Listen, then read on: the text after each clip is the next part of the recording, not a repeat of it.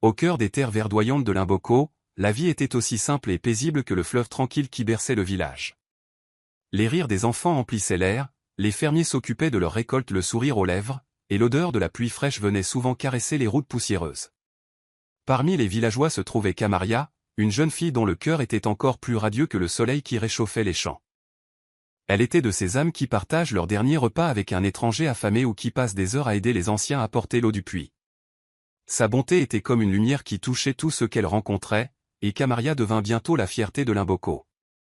Mais là où la lumière brille le plus fort, les ombres s'épaississent parfois. Le père de Kamaria, un humble tisserand nommé Baraka, s'était remarié avec une femme nommée Sayo après la mort de la mère de Kamaria. Sayo arriva à Limboko avec un sourire doux comme le miel, mais sous ses beaux vêtements et sa voix suave, son cœur battait de jalousie et de cruauté. Elle voyait comment les villageois adoraient Kamaria, comment ils la louaient pour sa beauté, sa gentillesse et son esprit doux.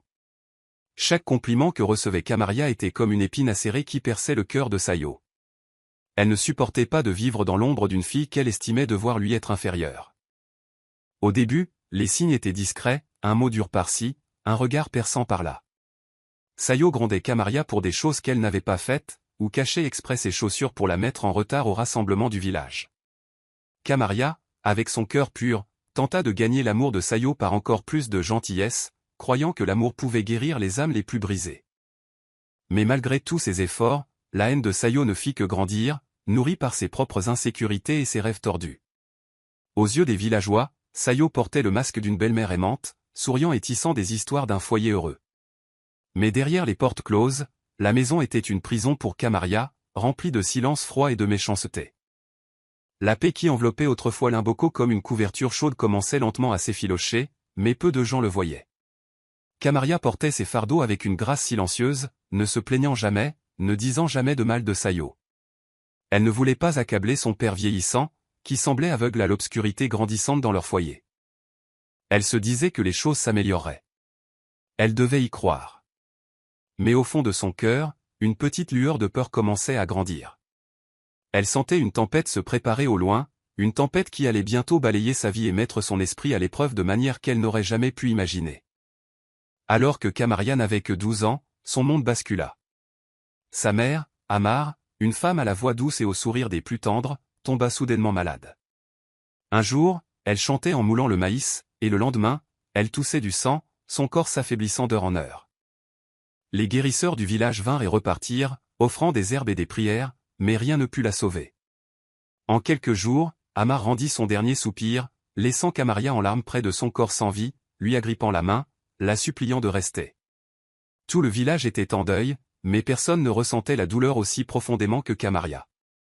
Sa mère avait été son cœur, son refuge, et maintenant ce cœur avait disparu. Le père de Kamaria, Obasi, ne fut plus jamais le même.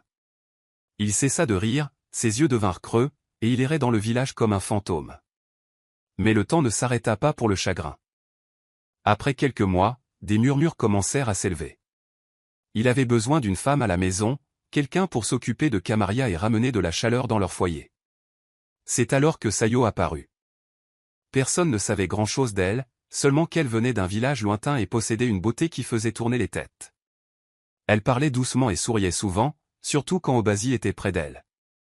En quelques semaines, elle avait conquis son cœur, et peu de temps après, ils se marièrent. Au début, Kamaria essaya d'accepter sa nouvelle belle-mère. Elle voulait croire que Sayo l'aimerait, ou du moins la traiterait avec bonté. Sayo lui tressait les cheveux et l'aidait à cuisiner, riant et partageant des histoires. Mais derrière ses sourires, quelque chose de sombre se cachait. Sayo avait remarqué à quel point les villageois admiraient Kamaria. Comment ils disaient qu'elle ressemblait trait pour trait à sa mère, Amar, si gracieuse, si belle, si bonne. Ces mots allumèrent un feu de jalousie en Sayo. Chaque fois que quelqu'un faisait l'éloge de Kamaria, le sourire de Sayo se crispait un peu. Chaque fois qu'Obasi serrait sa fille dans ses bras, les yeux de Sayo se plissaient une seconde de trop. Lentement, la chaleur disparut. Sayo cessa d'aider Kamaria dans ses tâches. Elle commença à faire des commentaires cruels, enrobés de douceur. « Tu essaies un peu trop de te faire remarquer, n'est-ce pas » murmurait-elle. Ou encore, « Tu n'es pas aussi parfaite qu'il le pense. » Mais Obasi ne voyait rien. Il croyait avoir retrouvé la paix, et Sayo ne laissait jamais tomber son masque devant lui. Elle jouait son rôle à la perfection, une épouse aimante, une belle-mère attentionnée. Mais dès qu'il avait le dos tourné, ses yeux devenaient froids, sa voix acérée. Kamaria, toujours en deuil de sa mère, marchait maintenant sur des œufs dans sa propre maison. Elle ne comprenait pas pourquoi Sayo la détestait. Elle essaya tout, être extrêmement polie, travailler plus dur, rester à l'écart, mais rien n'y faisait. L'envie de Sayo ne faisait que croître. La beauté de Kamaria, sa bonté, sa simple présence étaient ressenties comme une menace pour la femme qui régnait désormais sur la maison. Kamaria le sentait dans le regard de Sayo, comme si elle souhaitait la voir disparaître. Et au plus profond d'elle-même, Kamaria commença à craindre que la haine de sa belle-mère ne dépasse un jour les simples mots cruels. Au fil des ans, Kamaria devint une jeune femme qui faisait tourner les têtes partout où elle allait. Sa beauté était de celle qui poussait les gens à s'arrêter et à la contempler, non seulement pour ses traits gracieux, mais pour la douceur de son regard, la bonté de sa voix et la manière respectueuse dont elle saluait toujours les gens. Les villageois chuchotaient souvent à son sujet, l'appelant le joyau de Limboko. Les mères disaient à leurs filles de prendre exemple sur ses manières. Les anciens souriaient à son passage. Même les étrangers se sentaient attirés par son esprit calme. Kamaria était devenue tout ce que sa défunte mère avait espéré qu'elle soit, forte, gracieuse et pleine de lumière. Mais à chaque mot d'éloge, à chaque compliment d'un voisin ou d'un ancien, le cœur de Sayo se remplissait d'une colère grandissante. Elle restait assise sur les marches de l'entrée, feignant de sourire quand on parlait en bien de Kamaria, mais à l'intérieur, son sang bouillait. Elle ne le supportait plus. Kamaria n'était qu'une belle fille, et pourtant les gens la traitaient comme une reine. Et ce qui était pire, ce qui rongeait vraiment la fierté de Sayo, c'était que personne ne parlait jamais de sa propre fille, Ifeda, de la même manière. Ifeda était une fille effacée, souvent gâtée par sa mère et élevée dans la conviction qu'elle était supérieure aux autres. Mais aux yeux des villageois, elle ne pouvait rivaliser avec le charme ou la grâce de Kamaria. Tandis que Kamaria aidait les personnes âgées ou partageait de la nourriture avec les pauvres, Ifeda restait à l'intérieur, se vernissant les ongles ou exigeant des choses de sa mère. Et Sayo le remarquait. Elle voyait la différence entre les deux jeunes filles, et cela la rendait furieuse. Son plan avait été d'élever Ifeda pour qu'elle devienne la fille la plus admirée du village, mais au lieu de cela, sa belle-fille, qui n'était même pas de son sang, recevait toutes les louanges, toute l'attention. Sayo commença à dénigrer Kamaria en secret. Elle fait juste semblant, chuchotait-elle à ses amis. Ne vous laissez pas tromper par sa voix douce, cette fille est rusée. Mais personne ne la crut. Les villageois avaient vu le cœur de Kamaria, et ils l'adoraient. Cela ne fit qu'aggraver la jalousie de Sayo. Elle se mit à trouver de nouvelles façons de rendre la vie de Kamaria plus difficile, plus de corvées, des mots plus durs, moins de nourriture. Pourtant, Kamaria, toujours aussi douce, ne riposta jamais. Elle s'accrochait aux leçons de sa mère, reste bonne, reste fidèle à toi-même, quoi qu'il arrive. Chaque jour, Sayo regardait Kamaria devenir plus belle, plus gracieuse et plus admirée, et chaque jour, elle sentait sa propre fille laissée pour compte. Cela tordait son cœur de rage. Elle commença à craindre quelque chose de plus profond, qu'un jour, Kamaria non seulement éclipse Ifeda, mais qu'elle attire même un noble ou un prince. Cette pensée la hantait. La jalousie de Sayo s'était maintenant muée en quelque chose de plus sombre, de vénéneux. Il ne s'agissait plus seulement d'être admirée, elle voulait que Kamaria disparaisse, hors de la maison, hors du village, hors de son chemin, pour toujours. Un soir, alors que le soleil plongeait derrière les collines de Limboko, Sayo s'assit devant sa hutte, les yeux brûlants d'envie et de rage. Ses pensées tournaient autour de Kamaria comme des vautours, et dans son esprit tordu, une sombre idée commença à se former. Elle ne pouvait plus supporter la façon dont les gens admiraient Kamaria. Il ne suffisait plus de la faire souffrir en silence dans la maison. Non, elle voulait la ruiner complètement, détruire sa lumière, son nom et son avenir. Cette nuit-là, pendant que le village dormait, Sayo se glissa dans l'ombre et se dirigea vers la lisière de la forêt, là où le danger rôdait. Appuyé contre un arbre se tenait Komo, un homme connu de tous, craint de beaucoup. Komo était le genre de personne qui ne se souciait ni des règles ni de la morale. Il buvait trop, se battait trop souvent, et les mères chuchotaient à son sujet, avertissant leurs filles de rester loin de lui. Mais Sayo savait qu'il pouvait faire ce qu'elle ne pouvait pas. Elle avait besoin de quelqu'un de froid, de sans cœur, et Komo correspondait parfaitement. Elle lui offrit ce qu'il désirait le plus, des pièces d'or, des bijoux volés et des faveurs secrètes. « Fais cette seule chose pour moi, murmura-t-elle, sa voix comme du poison s'égouttant dans l'eau. Emmène Camaria dans la forêt et ruine-la. Fais en sorte qu'elle ne traverse plus jamais ce village la tête haute. Une fois son honneur perdu, personne ne l'admirera plus jamais. Elle sera finie. Como la regarda, un sourire narquois se dessinant sur son visage. Il ne demanda pas pourquoi. Il s'en moquait. Tout ce qu'il voyait, c'était la récompense. Il accepta sans une seconde de réflexion. Le lendemain, Sayo mit son plan à exécution. Elle feignit d'être à nouveau gentille, appelant doucement Camaria le matin. « Ma chère enfant », dit-elle avec une fausse chaleur. « J'ai entendu dire par l'herboriste que des feuilles de guérison spéciales ont poussé au cœur de la forêt. J'ai pensé que nous pourrions préparer un remède frais pour les anciens du village. Veux-tu aller les cueillir pour moi ?» Camaria, bonne comme toujours, acquiesça sans poser de questions. Elle faisait trop facilement confiance. Son cœur était trop pur pour imaginer le mal se cachant derrière de doux sourires. Ainsi, juste avant le coucher du soleil, Camaria s'engagea sur le sentier de la forêt, un petit panier à la main et l'espoir au cœur. Elle ne savait pas que Como attendait déjà, caché derrière les arbres, prêt à frapper.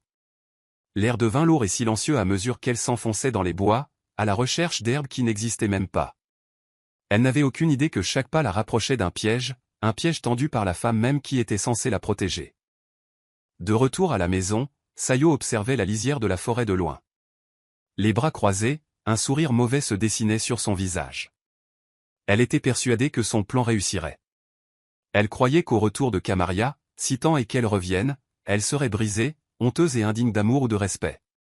Mais ce que Sayo ignorait, c'est que le destin avait ses propres plans, et que le mal, aussi malin soit-il, ne reste jamais impuni éternellement. Ce soir-là, alors que le soleil se couchait derrière l'horizon, projetant de longues ombres sur le village de Limboko, Camaria partit pour ce qui semblait être une simple course. Le cœur léger, le pas assuré, elle ignorait le sombre plan qui l'attendait. Sayo lui avait dit que la forêt abritait des herbes spéciales capables de guérir les anciens. Et Camaria, fille toujours dévouée, la crut. Le sentier forestier était calme, les arbres se dressant tels des gardiens silencieux. Camaria fredonnait doucement, pensant au bonheur du village à son retour avec les herbes.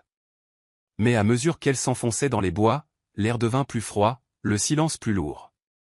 Pendant ce temps, Sayo restait en sécurité à la maison, le cœur battant d'anticipation. Elle savait le moment où Camaria serait assez loin dans les bois. Elle imaginait déjà le visage de sa belle-fille, confus et effrayé lorsque Como l'attaquerait. Sayo pensait avoir gagné. Elle croyait qu'une fois Camaria déshonorée, personne ne la regarderait plus jamais de la même manière. Mais Camaria, bien qu'inconsciente du danger, était sur le point de montrer au monde une force que même Sayo n'aurait pu imaginer. Alors que Camaria s'aventurait plus loin, elle sentit soudain une présence derrière elle. Un frisson parcourut son échine, et avant qu'elle ne puisse se retourner, Como la saisit par derrière, la tirant dans l'ombre. Camaria suffoqua, la panique inondant sa poitrine, tandis qu'il pressait son poids contre elle. Son haleine fétide et chaude sur son cou. « Tu aurais dû rester à l'écart, fillette », gronda Théil, la voix basse et menaçante. La peur submergea Camaria, mais elle refusa de la laisser la contrôler. Sa mère lui avait appris à ne jamais reculer devant un combat, à toujours se tenir droite, peu importe les obstacles. Ses ancêtres, les femmes fortes qui l'avaient précédée, semblaient lui murmurer à travers le sang, forte, féroce et indomptable. D'un élan soudain, Camaria lui enfonça le coude dans les côtes, utilisant chaque once de sa force. Il chancela, mais sa prise se resserra, et ses mains devinrent plus rudes. Pourtant, Camaria n'abandonna pas. Elle se souvint des histoires que sa mère lui racontait, comment les femmes de sa famille s'étaient battues pour leur survie, pour la justice. Elle n'avait jamais laissé la peur les définir. Le cœur de Camaria battait non de terreur, mais du courage qui était enfoui en elle. Elle attrapa une branche pointue qui gisait à proximité et la planta dans le bras de Como. Il hurla de douleur, mais elle ne s'arrêta pas. Elle le frappa du pied à l'estomac, le forçant à reculer en titubant. Como, abasourdi par la force de la résistance de Camaria, tenta de se ressaisir, mais Camaria n'avait pas fini. Dans un dernier acte de désespoir et de force, elle le poussa sur le côté et courut, vite, plus vite qu'elle n'avait jamais couru.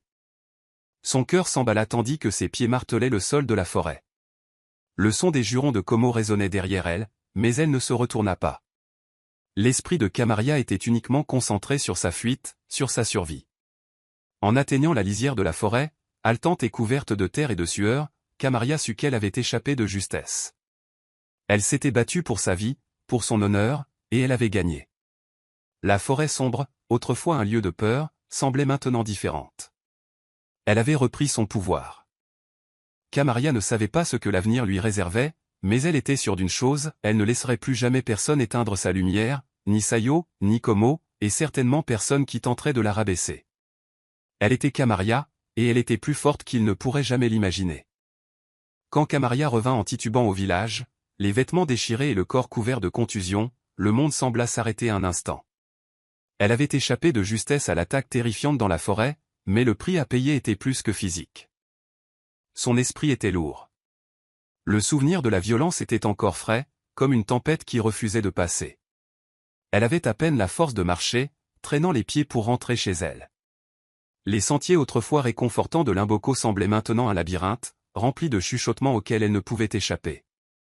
En entrant dans sa maison, Kamaria s'effondra près de la porte, la poitrine se soulevant et s'abaissant en respiration courte et rapide.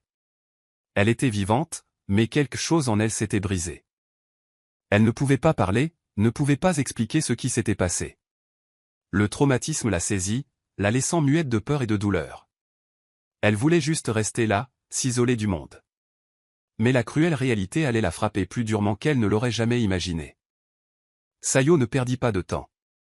Dès qu'elle entendit les pas de Kamaria dans la maison, elle passa à l'action, concoctant un mensonge si tordu qu'il pourrait briser les cœurs les plus forts. Elle alla directement voir les villageois, tissant une histoire selon laquelle Kamaria s'était enfuie dans les bois pour rencontrer des hommes, pour vivre une vie de honte. Avec des yeux froids et un sourire qui n'atteignait jamais son cœur, Sayo raconta à quiconque voulait l'entendre que Kamaria n'était pas la douce et pure jeune fille que tout le monde croyait. Elle s'est enfuie, disait Sayo. Elle devait rencontrer quelqu'un en secret. Je lui avais dit qu'elle était trop belle pour son propre bien, et maintenant regardez-la. Elle est ruinée.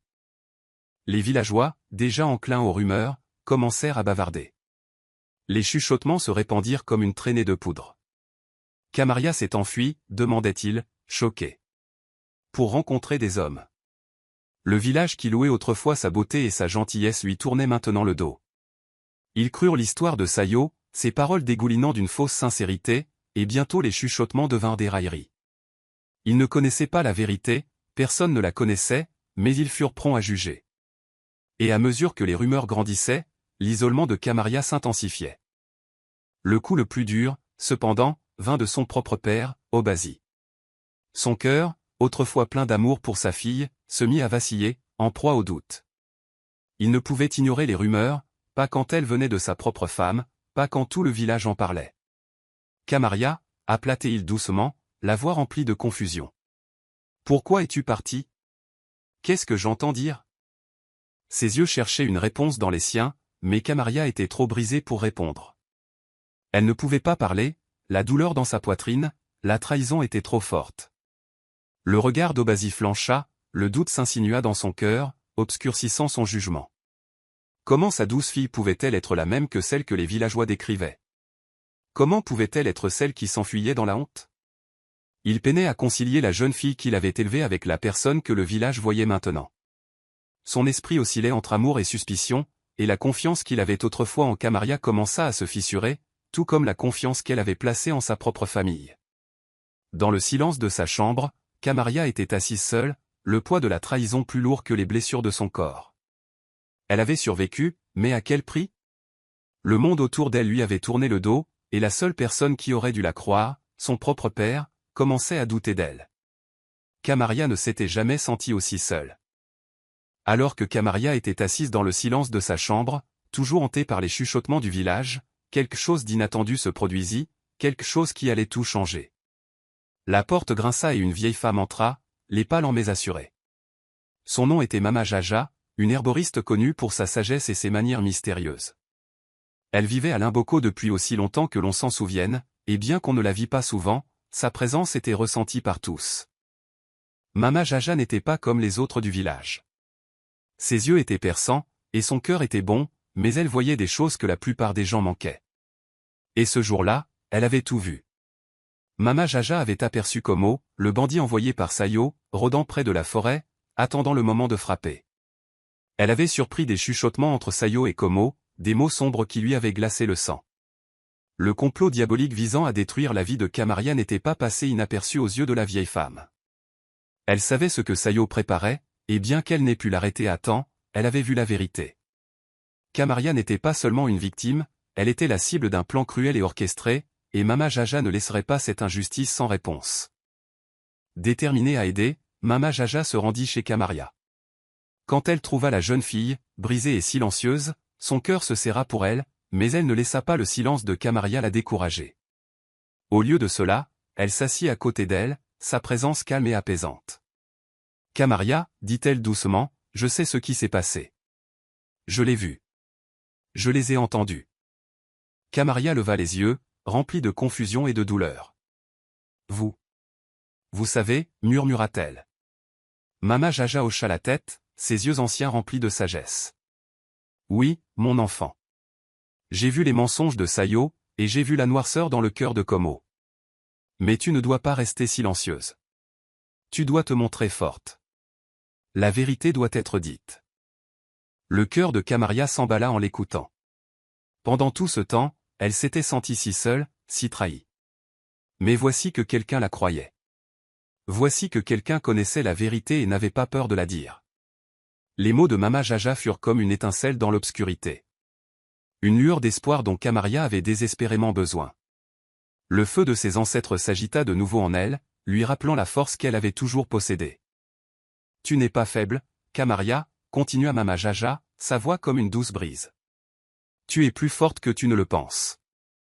Ce monde ne peut pas te faire taire si tu refuses de te taire. » Pour la première fois depuis des jours, Kamaria ressentit autre chose que de la peur. Elle sentit une vague de détermination, de pouvoir, comme si le poids sur ses épaules avait été levé. La foi de Mama Jaja en elle était un cadeau, et cela lui donna la force de se relever. Le village lui avait tourné le dos, son père avait douté d'elle, et Sayo avait comploté contre elle, mais Kamaria savait une chose avec certitude maintenant, elle ne les laisserait pas la briser. La voix de Mama Jaja résonnait dans son esprit, démasque le mal. Laisse le monde voir qui est vraiment Sayo. Kamaria leva les yeux vers la vieille herboriste, le cœur débordant de gratitude. Je le ferai, dit-elle doucement. Je me tiendrai droite. Je leur montrerai la vérité. Avec Mama Jaja à ses côtés, Kamaria savait qu'elle n'était plus seule. Ensemble, elles allaient exposer les ténèbres de Limboko et montrer au monde que même le plus grand des maux ne pouvait faire taire la vérité. La bataille pour la justice ne faisait que commencer. Le Festival de la Lumière était l'événement le plus attendu de Limboko, une nuit où le village se rassemblait pour célébrer la récolte, illuminant toute la région de lanternes scintillantes et de musique vibrante. C'était un temps de joie et de communauté, où tout le monde se retrouvait pour célébrer ses traditions. Mais pour Kamaria, cette nuit était différente. Cette nuit serait le moment où elle réclamerait sa dignité et exposerait la vérité qui avait été enfouie dans l'obscurité pendant bien trop longtemps. Alors que le festival commençait, l'air était chargé d'excitation. Les villageois riaient, dansaient et partageaient de la nourriture, leurs visages éclairés par la lueur chaude et vacillante des lanternes. Mais Kamaria ne pouvait se concentrer sur la célébration. Elle était trop consumée par le poids des mensonges qui avaient envahi sa vie. Elle savait qu'il était temps de se tenir droite et d'affronter les gens qui l'avaient abandonnée, les gens qui avaient cru aux rumeurs cruelles. Il était temps de dire la vérité. Avec l'encouragement de Mama Jaja résonnant encore dans son cœur, Kamaria s'avança. Ses jambes tremblaient, mais sa détermination était plus forte que jamais. Elle était restée silencieuse bien trop longtemps, laissant les autres la définir, contrôler son histoire. Maintenant, c'était à son tour de parler. Elle prit une profonde inspiration et, avec une force qu'elle ne se connaissait pas, elle éleva la voix. « Écoutez-moi. » Les mots de Kamaria fendirent le bruit du festival, attirant l'attention de chaque villageois dans la foule. Les rires cessèrent, la musique s'adoucit, tous les yeux se tournèrent vers elle. « Ce que vous avez entendu, ce que Sayo a dit, tout cela est un mensonge. » La voix de Kamaria résonna, remplie à la fois de douleur et de puissance. « Je ne me suis pas enfui. J'ai été attaqué, piégé par ma propre belle-mère, qui voulait me ruiner. » Des murmures stupéfaits parcoururent la foule, mais Kamaria ne faiblit pas, Sayo a passé un accord avec Komo, un bandit, pour détruire mon honneur. Elle m'a envoyé dans la forêt pour être blessé, mais je me suis battu. J'ai survécu. Et maintenant, Je me tiens ici pour vous dire la vérité. Les villageois étaient abasourdis. Ils avaient toujours admiré Kamaria, mais les rumeurs avaient obscurci leur jugement. Maintenant, avec ces mots, ils pouvaient voir l'injustice qu'elle avait subie. Mais ce n'était pas tout. Kamaria n'avait pas terminé. Des ombres, une silhouette commença à bouger, un homme essayant de s'éclipser sans être remarqué. C'était Komo, le bandit, l'air coupable alors qu'il se dirigeait vers la lisière du village. Mais la foule avait déjà commencé à murmurer, leurs soupçons grandissant. Sans hésitation, Kamaria le pointa du doigt. « Le voilà » cria-t-elle. « L'homme qui a essayé de me faire du mal, celui qui était de mèche avec Sayo. » Komo se figea. Son visage se vida de toute couleur alors qu'il réalisait que son plan avait été démasqué. Il tenta de s'enfuir, mais les villageois l'encerclèrent rapidement, le capturant avant qu'il ne puisse s'échapper. Il n'avait nulle part où aller. Acculé, sans issue, Komo tomba agenoué, la peur dans les yeux, avoua tout. C'est vrai. Sayo m'a payé pour faire du mal à Kamaria. Je l'ai fait pour l'argent. Je suis désolé. La foule resta sous le choc, digérant la gravité de ce qu'elle venait d'entendre. La vérité avait été mise à nu. Kamaria avait dit la vérité depuis le début, et le complot diabolique de Sayo était révélé aux yeux de tout le village. Avec la vérité exposée et les aveux de Komo scellant l'affaire, Kamaria sentit une vague de soulagement l'envahir. Les mensonges avaient disparu, l'obscurité avait été brisée, et pour la première fois depuis longtemps, elle se sentit libre. Le village s'était peut-être retourné contre elle auparavant, mais maintenant, il la voyait pour ce qu'elle était vraiment, une survivante, une âme courageuse qui s'était battue à travers la douleur et en était sortie victorieuse. La nuit du Festival de la Lumière resterait à jamais gravée comme la nuit où Kamaria a reconquis son honneur, et rien ne pourrait plus jamais le lui enlever. Le matin suivant les événements dramatiques du Festival de la Lumière, le village bourdonnait d'anticipation. La courageuse révélation de Kamaria avait ébranlé Limboko jusqu'à ses fondations, et il était maintenant temps pour les anciens de prendre des mesures. Les villageois se rassemblèrent sur la place publique, murmurant entre eux en attendant le jugement des anciens. Le chef Gamba, un leader sage et respecté, se tenait à l'avant, sa présence imposant le respect. À ses côtés se trouvaient les autres anciens, leurs visages graves, conscients de la gravité de ce qui s'était passé. Le procès serait le moment de vérité pour Sayo, Komo et Ifeda, et tout le village attendait de voir à quoi ressemblerait la justice. Kamaria se tenait droite devant la foule, le cœur battant, mais ses yeux étaient remplis de la force de quelqu'un qui avait survécu à une trahison inimaginable. À côté d'elle, Mama Jaja lui offrit un discret hochement de tête de soutien. Kamaria savait que c'était l'étape finale. La vérité avait été dite, et il était maintenant temps pour ceux qui lui avaient fait du mal de faire face aux conséquences. Le chef Gamba leva la main, demandant le silence. Les murmures s'éteignirent, et le village tomba dans une immobilité lourde. Nous avons entendu la vérité, commença-t-il, la voix ferme et autoritaire. Kamaria a parlé, et les preuves sont claires. Maintenant, nous devons rendre la justice. Sayo se tenait devant les anciens, les yeux baissés. La femme qui avait autrefois détenu le pouvoir dans le village était maintenant dépouillée de toute sa fierté. Son visage était pâle, et l'arrogance qu'elle portait autrefois avait disparu. Les paroles de Kamaria, étayées par les aveux de Komo, avaient brisé son monde soigneusement construit. Les anciens du village tournèrent leurs regards vers Sayo, leurs expressions impitoyables. Le chef Gamba reprit la parole, ses mots fermes et résolus. « Sayo, dit-il, tu as trahi la confiance de ce village. Tu as comploté contre une jeune fille innocente, ta belle-fille, et ce faisant, tu as enfreint les lois de notre terre. Tes actions sont impardonnables. » Avec ces mots, le sort de Sayo fut scellé. Le chef Gamba leva la main, et les anciens hochèrent la tête en signe d'accord. « Sayo, tu es déchu de tes titres et de ton statut. Tu es banni de Limboko. Va dans les marais maudits, où personne n'ose s'aventurer. Tu vivras dans l'isolement, coupé de la vie que tu connaissais. » Le visage de Sayo se décomposa, mais personne ne la plaignit. Elle avait mérité sa punition. Avec une malédiction amère murmurée entre ses dents, Sayo fut emmenée, son ancienne vie n'étant plus qu'un lointain souvenir. La foule regarda en silence, sachant que la punition était juste. Ensuite, ce fut le tour de Komo. C'était un bandit, un homme qui avait terrorisé le village pendant bien trop longtemps. Mais aujourd'hui, il n'y avait pas d'échappatoire pour lui. Alors que la voix de Kamaria résonnait sur la place, Komo, autrefois si confiant, se tenait maintenant devant les anciens, la tête baissée de honte. Le chef Gamba parla une fois de plus, ses paroles inflexibles. Komo, tu es coupable d'avoir tenté de détruire la vie d'une jeune fille. Pour cela, tu passeras le reste de tes jours dans la prison du village. Tu ne feras plus jamais de mal à une autre âme.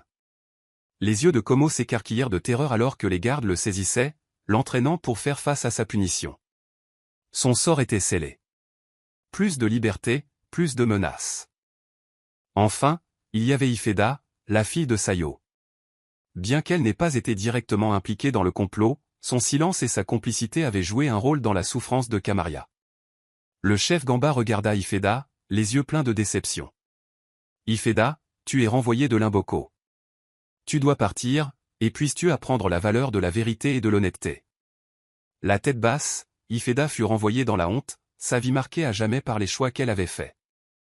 Le jugement était terminé. Kamaria était victorieuse. Le village avait vu la vérité, et la justice avait été rendue. Les ténèbres qui avaient tourmenté sa vie avaient disparu, et maintenant, la lumière pouvait briller à nouveau. Le village de Limboko n'oublierait jamais le jour où une jeune fille courageuse s'est levée contre le mal et a reconquis sa dignité. Le parcours de Kamaria avait été tout simplement extraordinaire. Ce qui avait commencé comme une vie remplie de trahison, de douleur et d'obscurité s'était transformé en quelque chose de puissant, d'inspirant et de transformateur. Après le procès, elle devint plus qu'une simple survivante. Elle devint un symbole d'espoir pour chaque jeune fille qui avait un jour affronté des épreuves ou une injustice. Tout le village de Limboko avait été témoin de sa force, de son courage et de sa détermination inébranlable à défendre ce qui était juste. Mais Kamaria ne voulait pas être seulement un symbole.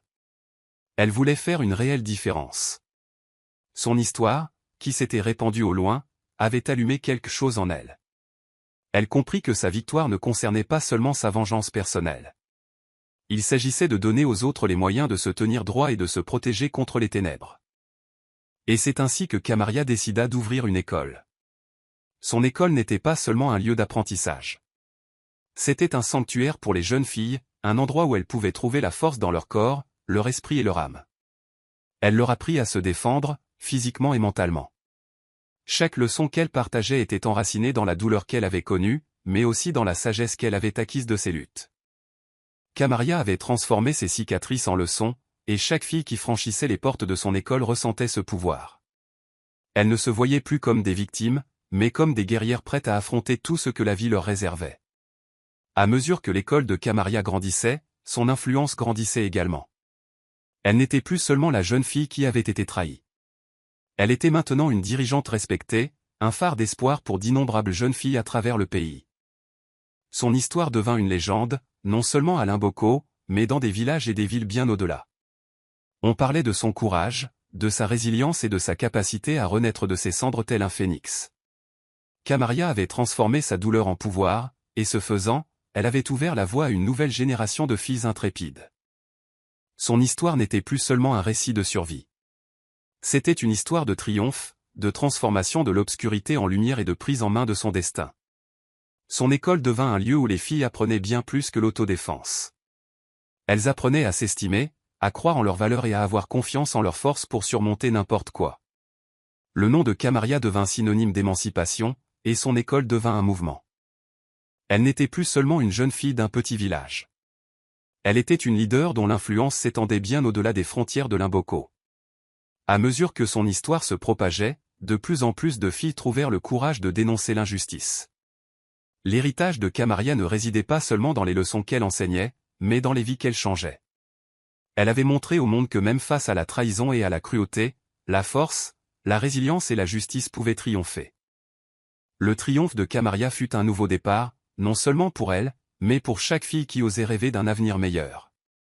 Et son histoire perdurera, résonnant à travers les générations, rappelant à tous que même dans les moments les plus sombres, la lumière du courage et de l'espoir brillera toujours.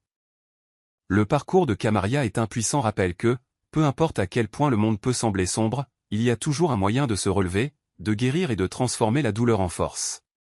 Son courage, sa résilience et sa force pour se défendre et défendre les autres est une histoire qui continuera d'inspirer pendant des générations. C'est une histoire de triomphe sur l'adversité, de la lumière perçant les ténèbres. La victoire de Kamaria n'était pas seulement la sienne, elle appartient à chaque personne qui a un jour fait face à la trahison, à la lutte ou à l'injustice. Si l'histoire de Kamaria vous a touché et vous a rappelé l'incroyable pouvoir que nous détenons tous en nous, alors ne la gardez pas pour vous. Partagez ce message, partagez-le avec ceux qui ont besoin de l'entendre, avec ceux qui mènent leur propre bataille. Faites-leur savoir qu'ils ne sont pas seuls. Et si ce n'est pas déjà fait, n'oubliez pas de liker cette vidéo, de la partager et de vous abonner à la chaîne. En faisant cela, vous ferez partie d'une communauté qui croit en la force, la résilience et le pouvoir de la transformation. Merci d'avoir regardé, de soutenir ces histoires et de faire partie de quelque chose de plus grand. Ensemble, nous pouvons continuer à partager des histoires qui inspirent, guérissent et émancipent.